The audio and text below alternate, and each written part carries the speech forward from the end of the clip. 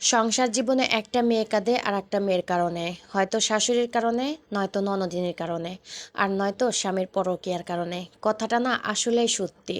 তো যাই হোক, আসসালামু আলাইকুম, সবাই কেমন আছেন? আশা করি অনেক ভালো আছেন। আমি আল্লাহর রহমতে অনেক ভালো আছি।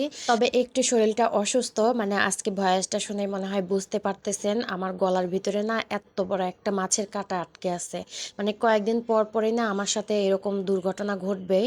মানে এই কাঁটা প্রায় প্রায় আমার গলার ভিতর আটকে যায়, আমি আবার বের করি, কিন্তু আজকে কোথায় বিঁধেছে এটা আমি বুঝতে পারতেছি না, দেখতেও পারতেছি না।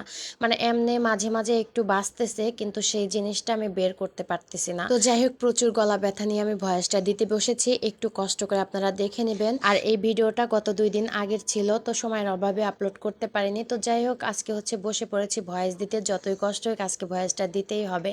তো যাই হোক, আমি হচ্ছে আজকে রান্না করব হচ্ছে মিষ্টি কুমড়া দিয়ে আর হচ্ছে ডিম দিয়ে। মানে মিষ্টি কুমড়াটা আমার বেশি খুব একটা পছন্দ না, তারপরে হচ্ছে আপনাদের ভাইয়া না অনেকগুলো মিষ্টি কুমড়া নিয়ে এসেছে।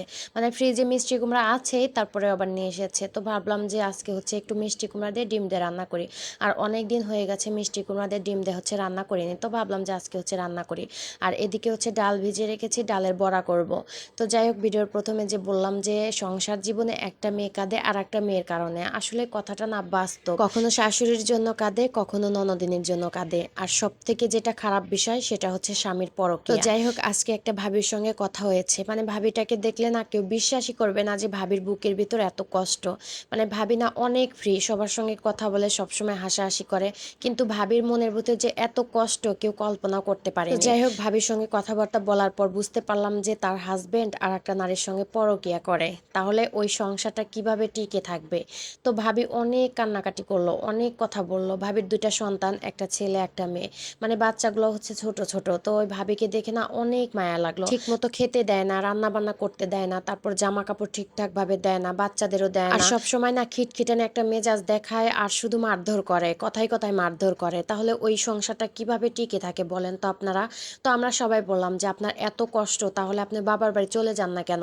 তো বলতেছে যে বোন রে, যার কপাল খারাপ হয় তার চতুর্দিক থেকে খারাপ হয়। মানে বাবার বাড়ি থেকে না সেরকম কোনো সাপোর্ট পায় না, তারা সবসময় বলে ধৈর্য ধরে তোমাকে ওই সংসারই করে খেতে হবে। এখন বেচারি মধ্যে সমুদ্রের মধ্যে পড়ে আছে, এখন না পারতেছে সংসার ছাড়তে, না পারতেছে ধরে রাখতে।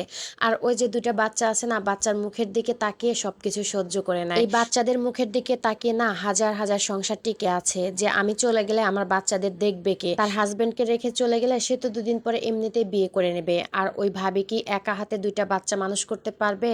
আর যে সবকিছুর দাম, এই সময়ে 2টা বাচ্চা মানুষ করা অনেক কষ্টকর। এখন আমরা সান্ত্বনা দেওয়া ছাড়া আর কিছুই করতে পারবো না। ওই যে বুঝালাম, যেভাবে ধৈর্য ধরে আছেন ওইভাবেই থাকেন। এখন বাচ্চা 2টা তো মানুষ করতে হবে, এইখানে থাকলে তাও বাচ্চা 2টা ভালোভাবে মানুষ করতে পারবেন। একটু কষ্ট হবে আপনার, তারপরও কিছুই করার নেই, বাচ্চা 2টা তো মানুষ করতে হবে। তো যাই হোক, অনেক কথা বলে ফেললাম, মানে ভাবিকে দেখে না অনেক মায়া লাগতেছিল। তো সেই কারণে না আপনাদের সঙ্গে কথাগুলো শেয়ার করলাম। তো যাই হোক, কথা বলতে বলতে রান্নাটাও শেষ করে নিলাম। আর আজকের ভিডিওটা এই পর্যন্তই। আর আমার ভিডিওটা দেখার জন্য সবাইকে অসংখ্য ধন্যবাদ। সবাই ভালো থাকবেন, সুস্থ থাকবেন। আল্লাহ হাফেজ।